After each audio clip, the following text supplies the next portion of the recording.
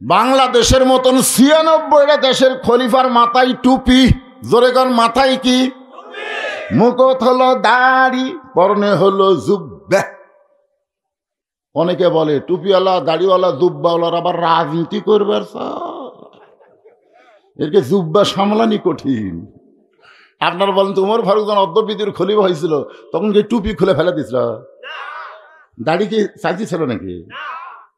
হযরত ওমর অর্ধবিদির খলিফা হইয়া আল্লাহর কোরআনটা কেমন, আসলে এই কোরআন কেমন বাংলার মুসলমান দেখতে পায় নাই, শুধু কোরআনের ওয়াজ শুনেছে। বাস্তবে আল্লাহর কোরআন কেমন এটা দেখার দরকার আছে না নাই? একটু মনোযোগ দিয়ে শোনেন। আল্লাহর কোরআনের সমাজ যখন চালু হবে তখন দেশটা কেমন হবে আমরা অ্যাঙ্গেলে মার দেব। অ্যাঙ্গেলে মার বুঝেন? যে সংসদে জালো এটা যদি কই তাহলে ওরা বলবে হুজুর ওই দল, আর ঘরে ঘরেও জালো, এটা আল্লাহ পছন্দ করে না। এই জন্য অ্যাঙ্গেলে মার হচ্ছে সব জায়গায় জালো। ধরে কোন জায়গা, কোনো জায়গা যেন বাদ না থাকে। সব জায়গার মধ্যে সংসদ আছে না নাই? আছে, দরকার আছে না নাই? আল কোরআনের আলো, কোরআন হাদিস যেখানে, দুনিয়ার মুসলমান লিল্লাহে তাকবীর। একটু মনোযোগ দিয়ে শোনেন। পৃথিবীর সবচাইতে খারাপ মানুষটা যেই জাদুর পর্শে সবচাইতে ভালো মানুষ হয়ে গেলেন, আমি বললাম এই জাদুর নাম কি? সকলেই বললেন কোরআন। তাহলে কোরআনের মধ্যে জাদু আছে না নাই? এজন্য আছে না নাই? একটু মনোযোগ দিয়ে শুনবেন। কোরআনের এমন জাদু, যেই কোরআনকে, কোরআনের পাখিকে বন্দি করে রাখলে তার আকর্ষণ বেড়ে যায়, যার প্রমাণ হলো বর্তমান আমির হামজা। ঠিক কিনা? আয় আয় আয়, ওই জেলের থেকে বের হওয়ার পরে আর যা আকর্ষণ হতে ভাই, আর আকর্ষণ থেকে মনে হচ্ছে আমিও যদি বছর খানিক জেলত যেতাম। এখানে আপনার একটা শিক্ষা নেন যে কোরআনকে তোমরা যতই চেষ্টা করো, কোরআনকে কোনোদিন নিভাই দিবার পারবা না। ভালো মানুষকে জেলে বন্দি রাখলে আল্লাহ তার আকর্ষণ দিন দিন বাড়ায় দেয়। জোরে কোন কথা ঠিক না? আপনারা কোন এই কোরআনের জাদু আছে না নাই? সেই খারাপ মানুষটা পৃথিবীর শ্রেষ্ঠ ভালো মানুষ হয়ে গেলেন। একসময় আল্লাহ তাকে অর্ধ পৃথিবীর খলিফা বানাইলেন। ইসলামের ইতিহাসের মাপ দিয়ে আমি দেখেছি, হয়তো ওমর যে যতটুকু এলাকার খলিফা ছিলেন সে এলাকায় একত্র করলে বাংলাদেশের মতন ৯৬টা দেশ, জোরে কোন কয় দেশ? বাংলাদেশের মতন ৯৬টা দেশের খলিফার মাথায় টুপি, জোরে কোন মাথায় কি? মুখত হলো দাড়ি, পরনে হলো জুব্বা।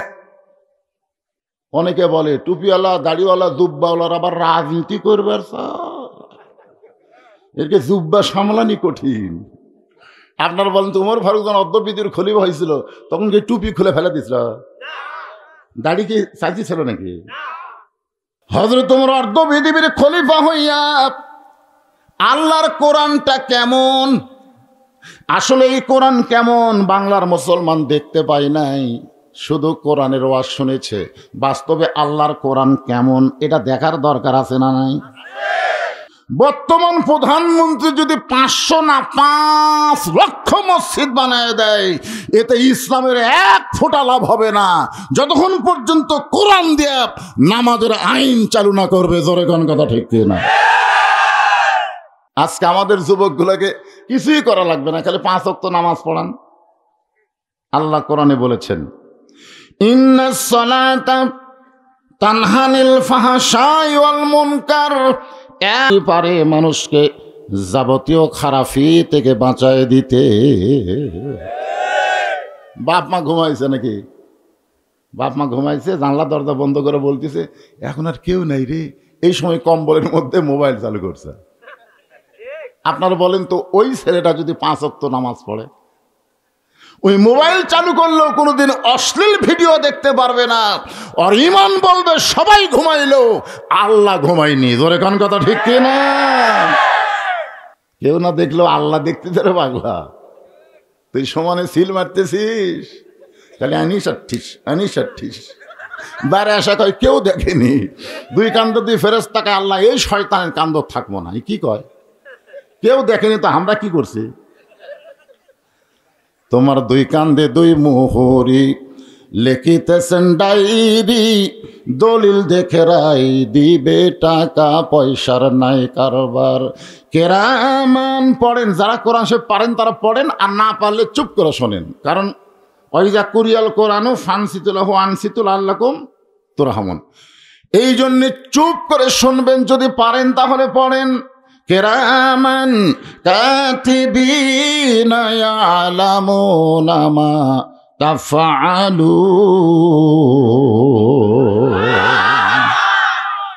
এখন আসেন আলোচনার তাফসিরের পর্বে। আমার মা বোনেরা খুব বেশি হয়েছে, আমাকে একজন কানে কানে বলে দিয়েছে, হুজুর এলাকার মা বোনেরা পর্দার ভিতরে কিন্তু বসে থাকে, আপনার ওয়াজ শুনলেও এরা খুব একটা পর্দা মানে না। এটা জোরে কয় না, আমার কানে কানে কছে।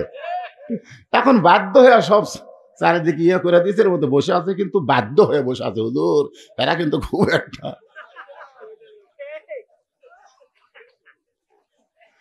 তাহলে সুন্দর আমল যদি আমরা করতে চাই, আল্লাহ বলেন তো পরীক্ষার সাবজেক্টের নাম কি? আহসানু আমালা। আহসানু আমালা বাংলা অর্থ হলো সুন্দর আমল। সুন্দর আমল যদি করতে চাই তাহলে সুন্দর একটা পরিবেশের দরকার আছে না নাই? সুন্দর পরিবেশ যদি তৈরি করতে চাই তাহলে সুন্দর একটা সমাজের দরকার আছে না নাই? সুন্দর একটা সমাজ যদি তৈরি করতে চাই তাহলে সুন্দর একটা রাষ্ট্রের দরকার আছে না নাই? সুন্দর একটা রাষ্ট্র যদি তৈরি করতে চাই তাহলে ইংরেজদের আইন দিয়ে হবে না, মানুষের তৈরি করা আইন দিয়ে হবে না, আমার আল্লাহর কোরআনের আইন লাগবে। খালি কোরআনের আইন দিয়ে যদি বাংলাদেশ চলতো, এই নুরানি মাদ্রাসার জন্য চিন্তা করা লাগতো। যখন যে করোনা শুরু হলো না, বুঝলেন, তখন সরকার তো সব প্রাইমারি বন্ধ করে দিল। প্রাইমারি বন্ধ করে দিয়েছিল না, কিন্তু মাদ্রাসা কিন্তু বন্ধ করেনি। ওই সময় আমার নুরানি মাদ্রাসায় প্রাইমারি 37 জন ছাত্র ভর্তি হলো। আমি ওর বাপ মাদের কইলাম কি খবর, হুজুর প্রাইমারি কবে খুলবে জানি না, এরা বাড়িতে খালি ডান্ডাগুলি মারে, এই জন্য আপনার মাদ্রাসায় ভর্তি করে দিল। হতে হতে 37 জন হলো। আমি তখন মসজিদে গিয়ে দোয়া করলাম, আল্লাহ করোনা আরো 3 বছর থাক। সবাই কয় হুজুর করোনা ভালো হওয়ার জন্য দোয়া করা লাগে, আর আপনি থাকার জন্য বলতেছেন। আমি বললাম 3 বছর যদি করোনা থাকে আর 3 বছর যদি প্রাইমারি বন্ধ থাকে, একটা প্রাইমারিও থাকবে না, সব প্রাইমারি নুরানি মাদ্রাসা হবে। জোরে কোন কথা ঠিক কি না? কারণ সরকার জানে প্রাইমারি না পাক করোনা ধরবি, আর নুরানি মাদ্রাসা পাক করোনা ধরবি না। এই জন্য মাদ্রাসা সব খোলা, প্রাইমারি সব বন্ধ। বুঝতে পারছেন? একটু মনোযোগ দিয়ে শোনেন। আল্লাহর কোরআনের সমাজ যখন চালু হবে তখন দেশটা কেমন হবে, আমাদের নারীগুলা কেমন নারী হবে, আমি আপনাদের তাফসীর আকারে বোঝানোর চেষ্টা করতেছি। সবচাইতে খারাপ মানুষ এই পৃথিবীতে, এত খারাপ মানুষ কেউ ছিল না যিনি নাঙ্গা তরবারি নিয়ে নবীকে হত্যা করার জন্য রাস্তা নিয়েছিল। আজকে নবীর বিরুদ্ধে কথা বললেই আমরা তার বিরুদ্ধে আন্দোলন করি। জোরে কোন কথা ঠিক কিনা?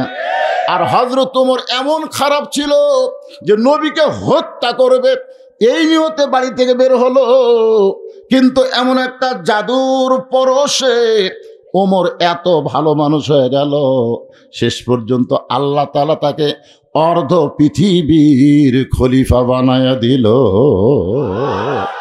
আপনার বলেন তো, যে জাদুর পরশ, সেই জাদুর নাম কি? আরো জোরে। আল কোরআনের আলো।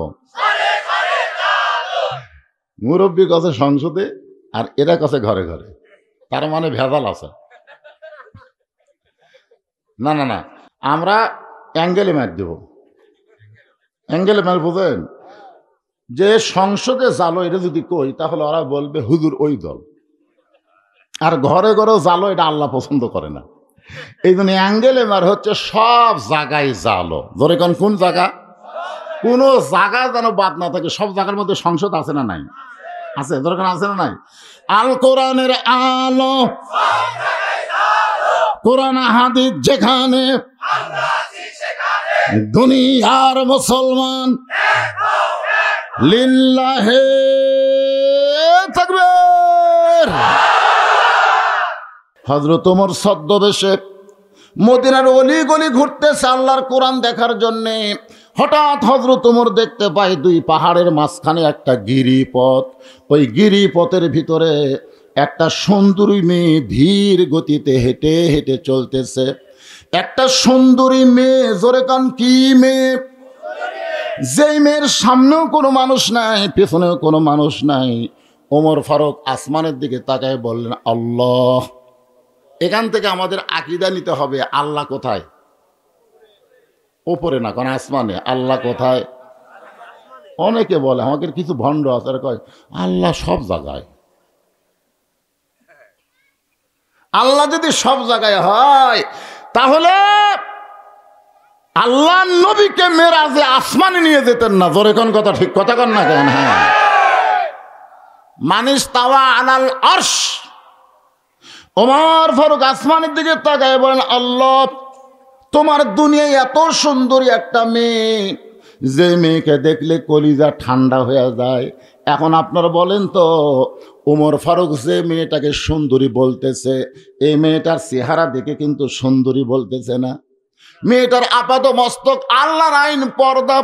মেয়েটা যদি দেখতে কালো হয়, খাটো হয়, এরপরও আল্লাহর আইন পর্দা যদি মেনে চলে, আল্লাহর কোরআন তাদেরকে সুন্দরী মেয়ে বলে। এই যুবকেরা, গলা খাকারে একটা স্লোগান দেওয়া লাগবে। আমি যেই বলবো পর্দানিশী নারী যারা, তোমরা বলবা বিশ্ব সুন্দরী তারা। বলতে পারবা না? পর্দানিশী নারী যারা। আর যে বলবো বেপর্দা নারী যারা, বিশ্ব হারামি না, বলবা বিশ্ব বেহায়া তারা। বেপর্দা নারী যারা, যেমন বাংলাদেশের পরিমণি লুঙ্গি পরা ড্যান্স মারে। জোরে কান, কি পরা ড্যান্স মারে? আপনারা বলেন তো, পরিমণির কোনো সম্মান আছে?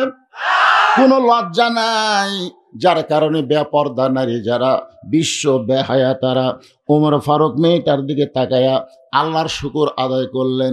আস্তে আস্তে মেয়েটার নিকটে গিয়ে সালাম দিয়ে বললেন, মা, এ নির্জনের পথে তুমি একা একা চলতেছ। তোমার সামনেও কোনো মানুষ নাই, পিছনেও কোনো মানুষ নাই। তোমার অন্তরে কি কোনো ভয় ডর লাগতেছে না? মেয়েটা হেজাবের ভিতর থেকে বলে, পথিক, তুমি কি হযরত ওমরকে চিনো? সুবহানাল্লাহ খান। মেয়েটা কাকে বলতেছে? ওমরকে বলে, পথিক, তুমি কি হযরত ওমরকে চেনো? ওমর যেদিন থেকে আল্লাহর কোরআন দিয়া রাষ্ট্র চালায়, সেদিন থেকে পৃথিবীর এক প্রান্ত থেকে আর একটা প্রান্তে একটা মহিলা চলবে, তার অন্তরে আল্লাহ ছাড়া আর কারো ভয় থাকবে না।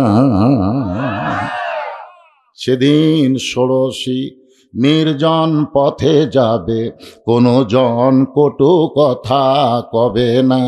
পথে আর প্রান্তরে সম্পদের মোহে পড়ে খুন আর রাহাজানি হবে না। সবাই বলেন, যদি মেনে চলি কোরআন। বলেন, যদি মেনে চলি কোরআন আর রাসূলের বিধান, সকলেই শান্তিতে থাকবে। বাংলার আকাশে কলেমার পতাকা যেদিন দুলবে। মেয়েটা বলে, পথিক, তুমি কি হযরত ওমরকে চেনো না? যদি হযরত ওমরকে চিনতা তাহলে এরকম বেসাইজা কথা বলতা না। আল্লাহর কোরআন দিয়ে যখন রাষ্ট্র চলে, তখন পৃথিবীর এক প্রান্ত থেকে আর এক প্রান্তে একটা মেয়ে যাবে। ওই মেয়েটার কলিজায় কেবলমাত্র ভয় থাকবে কার?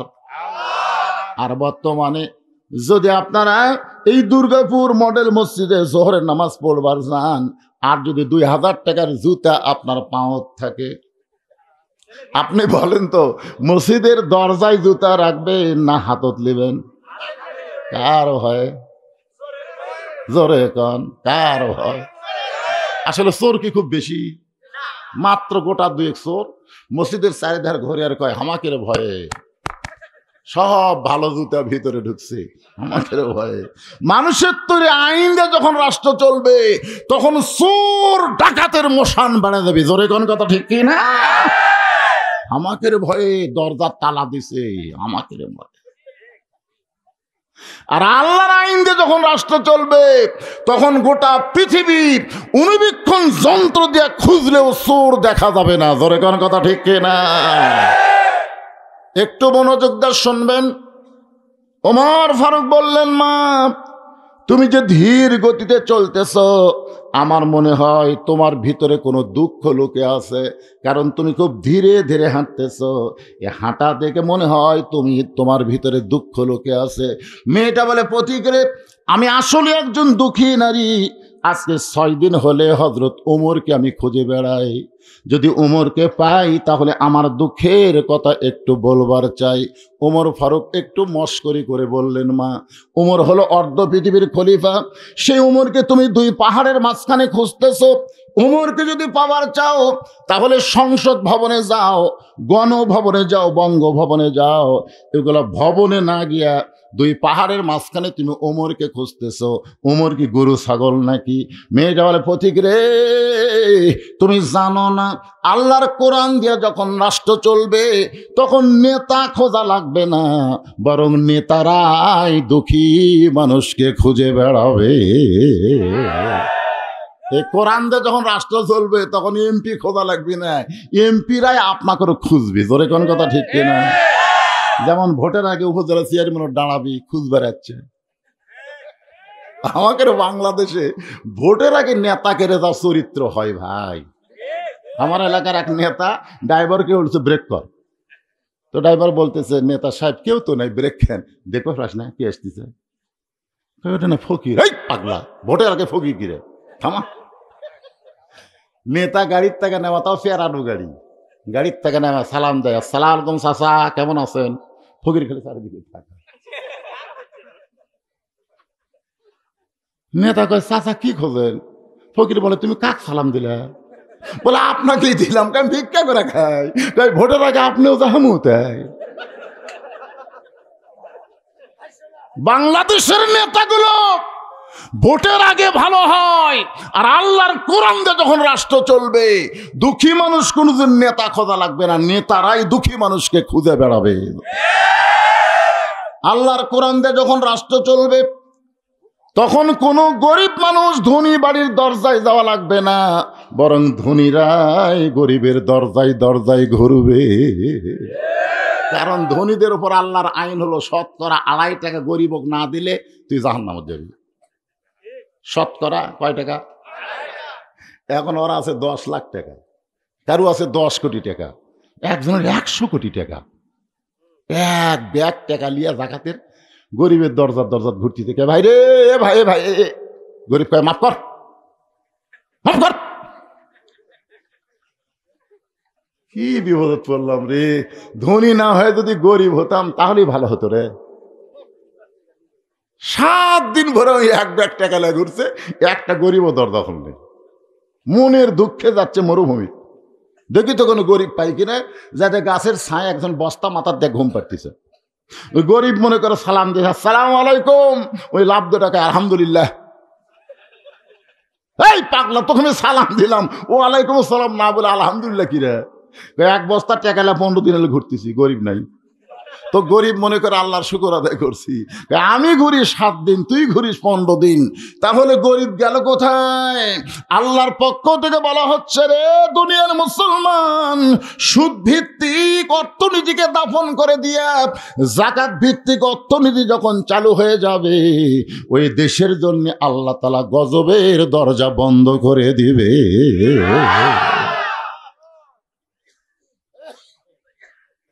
মেয়েটা বলতে যে, পথিক আজকে 6 দিন হলো হযরত ওমরকে আমি খুঁজতেছি, আর 1-8 দিনের মধ্যে ইনশাল্লাহ আমি পেয়ে যাব।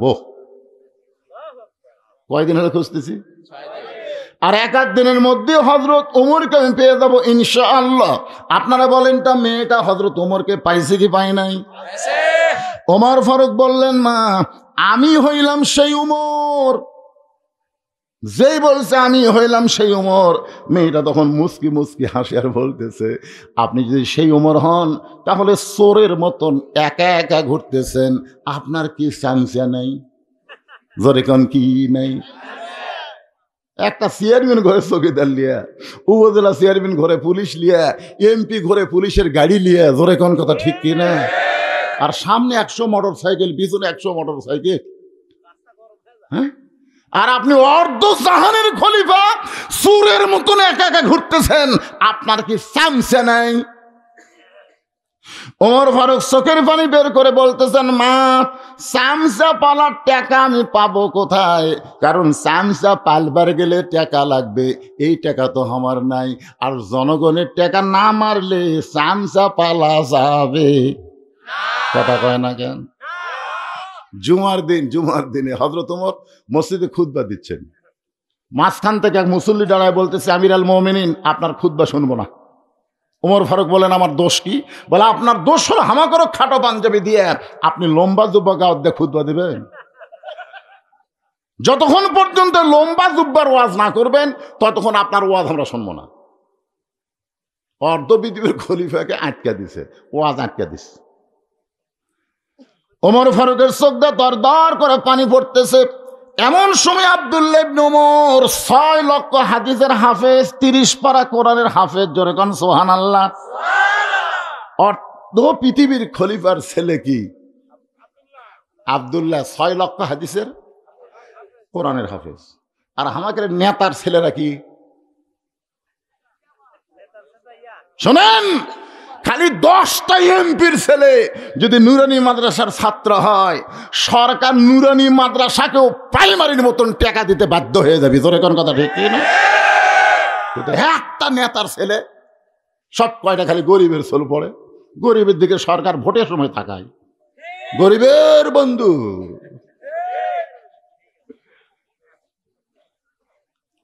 আল্লাহর বান্দার একটু মনোযোগ দিয়ে শুনবেন। আল্লাহর কোরআন যে কতটুকু দামি ওষুধ, কত বড় জাদু, এইটা বুঝানোর জন্য আপনাদের সামনে বলতেছি। ওমর ফারুক বললেন, মা আজ কথা বলতেছি। আব্দুল্লাহ ইবনে ওমর বাবার পাশে গিয়ে বলে, রে নবীর সাহাবীরা, তোমরা খাটো পাঞ্জাবি হলেও তো নতুন কাপড় পরেছো, আমার পরনের দিকে তাকায় দেখো নতুন কোনো কাপড় নাই। ওসমান গনি বললেন, আব্দুল্লাহ আজকে জুমার দিনে সবাই নতুন কাপড় পরেছে, তুমি কেন পুরাতন কাপড় পরেছো? আব্দুল্লাহ বলতেছে, আমি যদি নতুন কাপড় পরতাম তাহলে আমার বাবার জুব্বা লম্বা হতো না। আমার যতটুকু নতুন কাপড় ছিল সেই কাপড় বাবাকে দান করার পর বাবার কাপড় আমার কাপড় একত্র করে বাবা লম্বা জুব্বা পরে খুতবা দেয়। এখন বলো খুতবা শোনা যায় কিনা যায়? সমস্ত মুসল্লি কান্দার বলে, আল্লাহ তোমার কোরআন দিয়ে যখন রাষ্ট্র চলবে তখন এমন ভালো নেতা মুসলমান দেখতে পাবে। ওমর ফারুক বললেন, মা 6 দিন হলো আমাকে খুঁজতেছো, কি দুঃখ নিয়ে খুঁজতেছো? তোমার দুঃখের কথা একটু শুনবার চাই। মেয়েটা বলতেছে, আমির আল মুমিনিন, আমার জীবনের সবচাইতে বড় দুঃখ হলো আমি 6 বছর বয়সে ঈমান গ্রহণ করেছি। একটু মনোযোগ দিয়ে শুনবেন। আমি মাত্র 6 বছর বয়সে ঈমান গ্রহণ করেছি। শুধু ঈমান গ্রহণ করার অপরাধে জালেম সরকার আমাকে 12 বছর জেলখানায় বন্দি রেখেছে। সকালবেলা 3টা করে চাবুক, বিকালবেলা 3টা করে চাবুক। আমার দেহের এমন কোনো জায়গা নাই যে জায়গায় চাবুকের আঘাত লাগে নাই। আপনারা বলেন তো, আপনি সে কি করে শুরু করলেন ভাই রে? বন্ধ করেন, বন্ধ হবে না, হয় না? সম্মানিত মা বোনেরা, পর্দার অন্তরালে বসে বসে যারা আলোচনা শুনতেছেন তাদেরকেও শ্রদ্ধা জ্ঞাপন করছি। এই মুহূর্তে জানতে চাচ্ছি আপনারা সকলে কেমন আছেন? আলহামদুলিল্লাহ রব্বিল আলামিন। যে আল্লাহ শারীরিক সুস্থতা দান করে মানসিক প্রশান্তি লাভের জন্য কিছুটা সময়ের জন্য জান্নাতের বাগানে কবুল করেছেন, আমরা সে আল্লাহর উপর খুশি না বেজার? তাহলে জবান খুলে সমস্বরে সকলে বলবো রব্বানা লাকাল হামদ হামদান কাসীরান তাইয়িবান মুবারাকান ফিহি। আমরা প্রশংসা করলাম কার? কেন করলাম? এমনি এমনি? বহু কারণ। আল্লাহর প্রশংসা করার কারণের কোনো অভাব, কিন্তু সমস্ত কারণের মধ্যে তিনটা প্রধান কারণ আছে। এক নম্বর কারণ হলো আল্লাহ দয়া করে আমাদেরকে মুসলমানের ঘরে কবুল করেছেন। কোনোদিন আপনারা চিন্তাই করতে পারেন নাই যে আল্লাহ যদি মুসলমানের ঘরে কবুল না করে হিন্দুর ঘরে পাঠাতো, মনে করেন, তাহলে আপনাদের অবস্থা কেমন হতো? কিছুই হয় না। আপনারা বলেন তো, পৃথিবীতে যত ধর্ম আছে, এই ধর্মগুলোর ভিতরে আসল ধর্ম কোনটা? ধর্মের মালিক কে? সে আল্লাহ বলেছেন, আমার কথা না। আল্লাহ বলেছেন অমাইয়াবতাগি গয়রাল ইসলামা দীনান ফালান ইউকবালা মিনহু। এই আয়াতের বাংলা অর্থ হলো ইসলাম ছাড়া অন্য কোনো ধর্ম কেউ যদি গ্রহণ করে, আল্লাহ বলেছেন সেটা কখনোই কবুল করা হবে না। এ কথার দ্বারা আল্লাহ বুঝাইলেন যতই ধর্ম থাক, মূলত ধর্ম কয়টা? একটা, তার নাম কি? আর সেই ইসলামের মধ্যে আল্লাহ আমাদের কবুল করেছেন। খুশি না বেজার? দুই নম্বর কারণ হলো আল্লাহ শুধু মুসলমানের ঘরেই কবুল করে নাই, আমাদেরকে বিশ্ব নবীর উম্মত হওয়ার তৌফিক দান করেছেন। যেই নবী ঘোষণা করেছেন যে আমার সমস্ত উম্মতেরা যতক্ষণ জান্নাতে না যাবে, আমি নবী ততক্ষণ জান্নাতে যাব না। এই কথা শোনার পরে সুবহানাল্লাহ বলতেছেন না? লাইলাতুল মেরাজে নবী যখন জান্নাতের মধ্যে ঢুকছিলেন তো, অমন সময় জিবরাইল বললেন, হুজুর আপনি যদি দুনিয়াতে ফেরত না যান, আল্লাহ আপনাকে আর বের করে দিবে না। কারণ আল্লাহর কথায় আল্লাহ ধরা খাচ্ছে। কার কথায়? আল্লাহর কথায় আল্লাহ ধরা খাওয়া, বললেন। আল্লাহ বলেছেন ফাদখুলুহা খালিদিন, কেউ যদি একবার জান্নাতে প্রবেশ করে সে চিরস্থায়ীভাবে জান্নাতে থাকবে। যদি আপনি বার না হন, আপনাকে আর বার করে দিবে না। খামাখা দুনিয়াতে যায় লাভ কি? যে দুনিয়াতে খালি আপনার কষ্ট আর কষ্ট। সঙ্গে সঙ্গে আল্লাহর নবী বললেন, জিবরাইল যেই কথাই একবার বলেছ ওই কথার দ্বিতীয়বার বলবা না। আল্লাহ যদি আমাকে বলতো জান্নাতে থাকার জন্য ঢোকেন, আমি জান্নাতে ঢুকতামই না। আমি নবী শুধু জান্নাত দেখার জন্য ঢুকছি, যে আল্লাহ আমার উম্মতের জন্য কেমন জান্নাত বানাইছে, শুধু এই জান্নাত দেখার জন্য ঢুকছি। আমি সেই দিন জান্নাতে থাকার জন্য ঢুকবো যেদিন আমার সমস্ত উম্মতেরা জান্নাতি হবে। একটা গানও আছে, শুনছেন আপনারা? আছেন আমার মুক্তার, আছেন আমার ব্যারিস্টার, শেষ বিচারের হাইকোর্টেতে তিনি আমায় করবেন পার। আমি পাপী রাসূল জাবিন্দার। আল্লাহর সামনে যখন আমরা পাপী হয়ে দাঁড়াবো, ওই সময় আল্লাহ রাসূল আমাদের জন্য ওকালতি করে, ব্যারিস্টারি করে আমাদেরকে জামিন করে জান্নাতে পৌঁছায় দিবে। কয় নম্বর গেল? 2 নম্বর। আর 3 নম্বর হলো ইকরা বিইসমি রব্বিকাল্লাযী খলাক। আপনারা যে কোরআনের তাফসীর শুনতে এসেছেন, এমন একটা কিতাব যে কিতাবের মধ্যে কোনো ভেজাল নাই। সবাই বলতেছেন না। যারা বলতেছেন না তারা কিন্তু বিপদে পড়বেন। আপনার বলেন তো কি বিপদ? আমাদের প্রত্যেকটা মানুষের 2 কাঁধে 2টা ফেরেশতা আছে না নাই? আমি যখন বললাম এই কোরআনে কোনো সন্দেহ নাই, যারা বলতেছেন না, তখন বাম কাঁধের ফেরেশতাকে আল্লাহ কি লিখবো? এই যে কথা হয় না, যারা কথা বলেছে ডান কাঁধের ফেরেশতার সঙ্গে সঙ্গে জান্নাতি লিখে ফেলে দিছে, জোরে কোন সুবহানাল্লাহ। আর যারা কথা বলেনি, মুখ বন্ধ করে আছে, আল্লাহ বলতেছে ও কথা না বললে কি হবে, লেখ। তো বাম কাঁধের ফেরেশতাকে আল্লাহ কি লিখবো, কিন্তু কথাই কয় না। আল্লাহ বলতেছে আমি বলতেছি লেখ, ও হলো বোবা শয়তান। জোরে বলেন কি শয়তান? তা আমরা কি বোবা শয়তান হতে চাই? এই কোরআনের মধ্যে কোনো গোঁজামিল নাই, নাই। এই কোরআনের মধ্যে কোনো ধোঁকা, আর সেই কোরআনের মাদ্রাসায় ছাত্র নাই।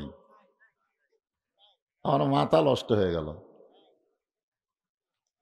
আপনারা বলেন তো, আজ পর্যন্ত বাংলাদেশে প্রাইমারির উন্নয়ন কল্পে কোনো মাহফিল দেখছেন? কেন দেখেননি?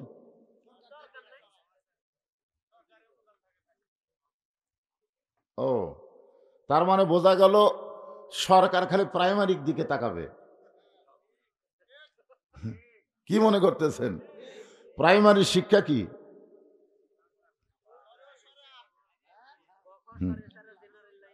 প্রাইমারি শিক্ষা হলো আগডম বাগডম ঘোড়াডম সাজে, ঢাক ঢোলক ঝাঁঝর বাজে, বাজতে বাজতে চলল ঢুলি, ঢুলি গেল কমলা ফুলি, কমলা ফুলির টিয়াটা সূর্য মামার বিয়াটা।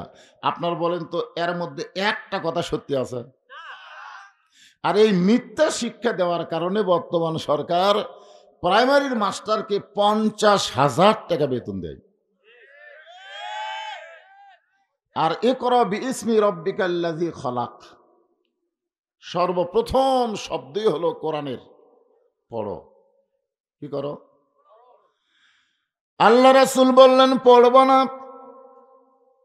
জিবরাইল বললেন কেন পড়বেন না? নবী বললেন জিবরাইল পড়তে বললি পড়ব না, আগে জানতে হবে পড়ার ধরন কি, আগে জানতে হবে পড়ার সাইজ কি। আপনার বলেন তো এই মাদ্রাসায় যে সমস্ত ছাত্র ছাত্রী পড়বে, ওযু ছাড়া কোরআন ধরবার পারবে? তাহলে যেই কোরআন ধরবার গেলে কি লাগে? খালি ওযু হয়। এখানে বলা হয়েছে লা ইয়ামুসসুহু ইল্লাল মুতাহহারুন। তুমি যতক্ষণ পর্যন্ত পবিত্র না হবে ততক্ষণ পর্যন্ত এ কোরআন শরীফ ধরতে পারবা না।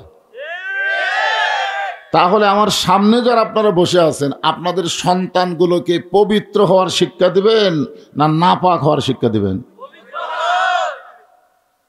যারকে বাচ্চারা কেবল 7 বছর 8 বছর, এরা কথা বলতেছে না, এই যে মুরব্বীরা বলতেছে, দেখতেছে আমাদের সব বুড়া হয়ে গেছে এখন। এই কথা বলা লাগবে না। আমি নিজে দেখছি ভাইরে, প্রাইমারির এক ছেলে পেশাব দিয়ে 40 লিখছে। আমার নিজের দেখা কথা, খাড়া হয়ে পেশাব দেওয়া যন্ত্র ঘুরেছে, 40 লিখছে। আমি বললাম এই যেই কইছে মারছে দৌড়। আমি বলে ধরে বললাম কে রে কি করলি? তাই চাচা আজকে পেশাব কম দেখে 40 লিখছি, যেই দিন পেশাব বেশি হবে চান্সে আছি 100 লেখম। আমি বললাম কোন ক্লাসে পড়িস? কয় তুইও পড়ি। তো কেমনে পেশাব করা লাগে তোর স্যার শিখায়নি? বসে থেকে পেশাব করবি। ও তখন বলে চাচা যে কি খন, প্রাইমারির পেশাবখানা যায় দেখে আমার স্যারই খাড়া হয়ে পেশাব করে। চিন্তা করে দেখেন আপনাদের সন্তানদেরকে আপনারা নাপাকি শিক্ষা দিবেন না পবিত্র হওয়ার শিক্ষা দিবেন, এই সিদ্ধান্ত আল্লাহ নিবে না, বাবা হয়ে নিতে হবে। জোরে কোন কথা ঠিক কিনা? আশ্চর্য আফসোসের কথা যে নুরানি মাদ্রাসায় ছাত্র নেই। হ্যাঁ আসেন একটু মনোযোগ দিয়ে শুনবেন। আল্লাহর প্রশংসা করার 3টা কারণ আমি বললাম। 1 নম্বর কারণ মনে রাখবেন, মুসলমানের ঘরে জন্ম নেওয়া। 2 নম্বর কারণ হলো বিশ্ব নবীর উম্মত হওয়া। আর 3 নম্বর কারণ হলো নির্ভেজাল কিতাব আল্লাহ হেদায়েত স্বরূপ দান করা। এই কারণে প্রশংসা কম হবে না বেশি হবে? তাহলে জবান খুলে সমস্যারে আরেকবার বলি আলহামদুলিল্লাহ। এখন যে আয়াতে কারিমা তেলাওয়াত করেছি এরপর তাফসীর। আল্লাযী খালাকাল মাউতা ওয়াল হায়াতা লিয়াবলুয়াকুম আইয়ুকুম আহসানু আমালান ওয়া হুয়াল আজিজুল গফুর।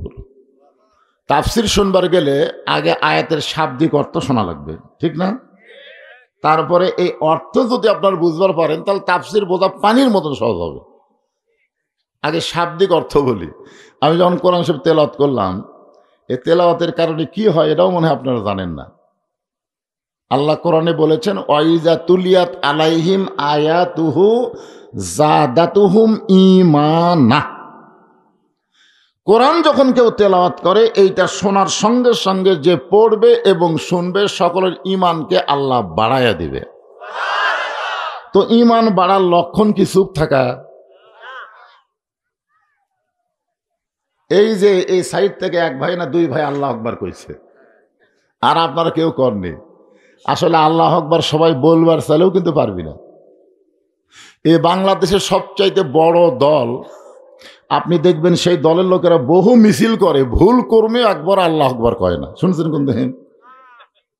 শুনছেন? যদি বড় দলের মধ্যে থেকে কেউ বলে আল্লাহু আকবার, সঙ্গে সঙ্গে আর একজন ঘাট ধরে বলবি এরা তো হামাকের দলের স্লোগান না, বের হয়ে যা।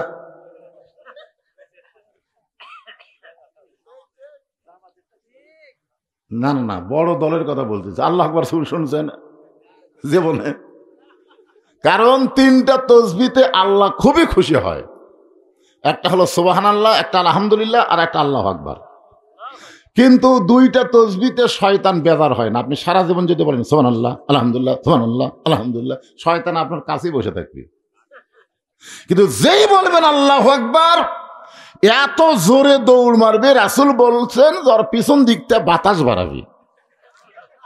এই আল্লাহু আকবার কিন্তু সবার জবানে উচ্চারণ হবে না। যাদের মধ্যে শয়তান লুকে আছে তারা আল্লাহু আকবার কেমনি কবি? আমি বুঝবার পারলাম আপনারা আল্লাহু আকবার দলের লোক খুব কম।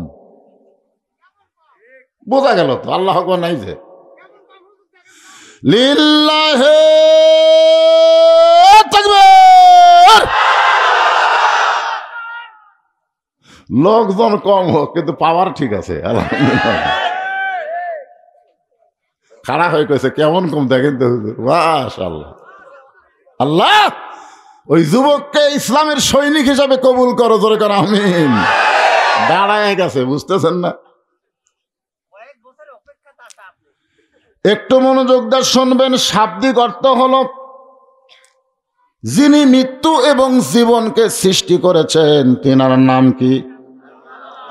আল্লাযী খালাকাল মাউতা ওয়াল হায়াতা। মিশে মায়ায় বন্দি থাইকা করলাম কত খেলা, পশ্চিমে তাকিয়া দেখো তোমার ডুইবা গেছে বেলা। এক পলকের নাই ভরসা, মিশে সকল আশা, কখন বুঝি দারুণ ঝড়ে ভাঙবে তোমার বাসা। লিয়াবলুয়াকুম, আল্লাহ বলতেছেন তোমাদের পরীক্ষা করা হবে। কিসের পরীক্ষা? আইয়ুকুম আহসানু আমালা, সুন্দর আমলের পরীক্ষা হবে। এখন যুবক যারা আছো তাদের কাছে আমি জানতে চাই, বর্তমানে বাংলাদেশের যে পরিবেশ চলতেছে এই পরিবেশে সুন্দর আমল করা যাচ্ছে? ছোট্ট একটা বাচ্চা পর্যন্ত দোয়া দরুদ দিয়ে কান্না থামে না। একটা ছোট বাচ্চা সবসময় খালি কান্দে, দেখছেন? আমি বলার আগে একজন বলে দিয়েছে মোবাইল দিয়ে থামে। প্রত্যেকটা যুবকের হাতে একটা করে মোবাইল আছে। এটি একটা পাগড়িওয়ালা দেখ নয় যে পাগড়িওয়ালা নাকি, পাগড়িওয়ালা উই পর্যন্ত উঠে ভিডিও করলো। ধরে কোন কথা ঠিক কিনা? আপনারা বলেন যেই সময় প্রত্যেকটা যুবক, প্রত্যেকটা কিশোর, প্রত্যেকটা বাচ্চার হাতে একটা করে 4G মোবাইল থাকে, ওই সময়ে স্বয়ং জিবরাইল এসেও যদি ওয়াজ করে। হ্যাঁ আসলেই তাই। এদেরকে ভালো করবার গেলে একটা মাত্র ওষুধ আছে, আমি সেই ওষুধের উপরে আজকে ওয়াজ করব। সে ওষুধের দরকার আছে না নাই? সে ওষুধটা কি, আগে ওষুধের নাম শোনেন। আল্লাহ কোরআনে বললেন, অনুনাজ্জিলু মিনাল কুরআনি মা হুয়া শিফাউ ওয়া রাহমাতুল লিল মুমিনিন। মুমিনদের যাবতীয় রোগের ঔষধ হিসাবে, শিফা হিসাবে আল্লাহ তাআলা এই কোরআনকে নাজিল করেছে। তাহলে 564টা মসজিদ প্রধানমন্ত্রী বানিয়ে দিল দেখার জন্যে? আপনার বলেন তো, দেখার জন্যে? রাস্তা যায় কি সুন্দর মসজিদ রে। আমার এলাকার কিছু ছেলে মাইক্রো ভাড়া করে 201 গম্বুজ মসজিদ দেখবার গেছিল। এটা টাঙ্গাইল, গোপালপুর। হ্যাঁ, আপনার গেছিলেন তো। আমার কাছে বলতে যে হুজুর সেই রকম মসজিদ, হুজুর ছাদের উপর চড়ে গম্বুজ গুনিছি, 201টাই হয়। তা আমি কইলাম কখন গেছিলিস? কয় জোহরের আগে।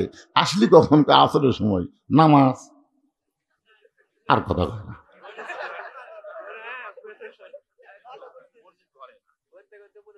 দেখছেন, ওই মসজিদ দেখবার গেছিল, ভিতরে ঢুকার নামাজ পড়েনি। ونعوذ بالله من شرور أنفسنا ومن سيئات أعمالنا من يهدي الله فلا مضل له ومن يضلله فلا هادي له। সকলে জবান খুলে বলেন, আশহাদু আল্লা ইলাহা ইল্লাল্লাহু ওয়াহদাহু লা শারীকা লাহু ওয়া আশহাদু আন্না মুহাম্মাদান আবদুহু ওয়া রাসূলুহু الذي أرسل رسوله بالحق بشيرا ونذيرا وداعيا إلى الله بإذنه وسراجا منيرا। فقد قال الله تعالى في كلامه المجيد والفرقان الحميد। জবান খুলে সকলে পড়েন, আউযু বিল্লাহি মিনাশ শাইতানির রাজিম। বিসমিল্লাহির রহমানির রহিম। আল্লাযী খালাকাল মাউতা ওয়াল হায়াতা ليبلوكم أيكم أحسن عملا وهو العزيز الغفور। إن الله وملائكته يصلون على النبي يا أيها الذين آمنوا صلوا عليه وسلموا تسليما। اللهم صل على محمد وعلى آل محمد كما صليت على إبراهيم وعلى آل إبراهيم إنك حميد مجيد। আল্লাহুম্মা বারিক আলা মুহাম্মাদিন ওয়া আলা আলি মুহাম্মাদ কামা বারাকতা আলা ইব্রাহিম ওয়া আলা আলি ইব্রাহিম ইন্নাকা হামিদুম মাজিদ। লা ইলাহা ইল্লাল্লাহ।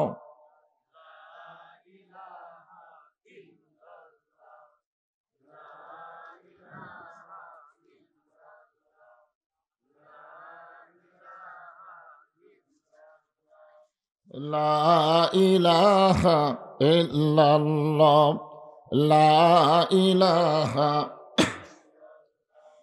চাঁদ সূরজ আর গ্রহ তারা আল্লাহ নামের পাগল পারা। চাঁদ সূরজ আর গ্রহ তারা আল্লাহ নামের পাগল পারা। আমার আল্লাহ নামের এতই দয়া, আল্লাহ নামের এতই মায়া, লুকিয়ে রাখছেন হে আল্লাহ জোরে লা ইলাহা ইল্লাল্লাহ। ইল্লাল্লাহু ইল্লাল্লাহ ইল্লাল্লাহু ইল্লাল্লাহ লা ইলাহা ইল্লাল্লাহ। লা ইলাহা লা ইলাহা ইল্লাল্লাহু মুহাম্মাদুর রাসূলুল্লাহ।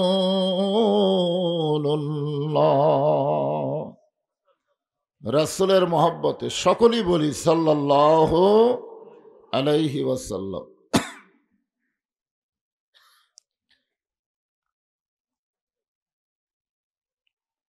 খালি চোখে তো দেখাও যায় না।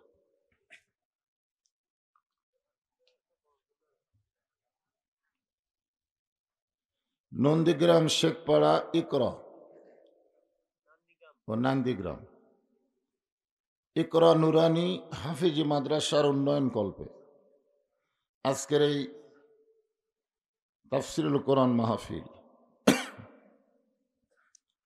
আজকের এই মাহফিল আল্লাহ তাআলা যেনাকে সম্মানিত সভাপতির আসনে কবুল করেছেন, জনাব মোহাম্মদ মাসুদ রানা, আজকের এই মাহফিলের সম্মানিত সভাপতিকে অন্তরের অন্তঃস্থল থেকে আমি শুভেচ্ছা জ্ঞাপন করছি। আজকের এই মাহফিলের সম্মানিত প্রধান অতিথি আপনাদের অত্যন্ত জনপ্রিয় নেতা, বর্তমান মাননীয় এমপি সাহেব জনাব আলহাজ মোহাম্মদ আব্দুল ওদুদ দারা সাহেব। প্রধান মেহমান জনাব অধ্যক্ষ মোহাম্মদ আবুল কালাম আজাদ এমপি সাহেব। এছাড়াও সম্মানিত বিশেষ অতিথিবৃন্দ, যেনাদের ভিতর থেকে আপনাদের ইউনিয়ন পরিষদের সম্মানিত চেয়ারম্যান অত্যন্ত গুরুত্বপূর্ণ কথার ভিতরে বললেন আমার কয়েকটা ওয়াজের হেডলাইন। আমি বুঝতে পারলাম আসলে ওয়াজ শোনে। আজকের এই মাহফিলে আপনাদের কাছে দোয়া প্রার্থী, আগামী উপজেলা পরিষদ নির্বাচনে যিনি চেয়ারম্যানের পদে প্রতিদ্বন্দ্বিতা করবেন, আপনার দোয়া চেয়েছেন, উনি আমার ওয়াজ শোনেন, এটা বোঝা গেল।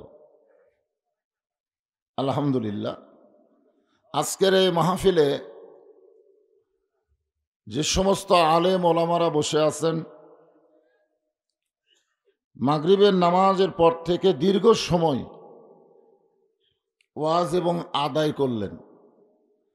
আজকের মাহফিলের মাওলানা মোহাম্মদ রফিকুল ইসলাম অল্প সময়ের মধ্যে খুব সুন্দর গল্প যিনি শুরু করছিলেন আমার আগে, হাফিজ মাওলানা মামুনুর রশিদ, আলেম ওলামা সহ আজকের মাহফিলের বক্তাগণকে অন্তরের অন্তঃস্থল থেকে আমি শুভেচ্ছা জ্ঞাপন করছি। আমি এখানে বসে থাকার সময় একজন বলল, হুজুরকে ঘুম ধরছে। হ্যাঁ, ঠিক না? আসলে একথা বলার পিছনে কারণ আছে। কারণ হলো আমি দীর্ঘ কিছুদিন হাসপাতালে ছিলাম, খুব অসুস্থ। জি, আমার গোটা দেহ রক্তের প্লাটেলেট না থাকার কারণে ঘা হয়ে গেছে। আমি 1 ডিসেম্বর একটা মারাত্মক অ্যাক্সিডেন্ট করছিলাম। এটা অবশ্য আপনারা দেখছেন সোশ্যাল মিডিয়ায়। এবং 25 ডিসেম্বর আমার গর্ভধারিণী মা দুনিয়া থেকে বিদায় নিয়ে চলে গেছে। আমি সর্বদিক দিয়েই মানসিক এবং শারীরিকভাবে অসুস্থ। আবার আজকের এই মাহফিলের অবস্থা দেখেও যা কিছু অসুস্থ ছিলাম তার চাইতে বেশি হয়ে গেছে। কারণ আমি আমার জীবনে যত মাহফিল করি, বসার জায়গা হয় না, মানুষ দাঁড়িয়ে থাকে, ঠিক কিনা বলেন?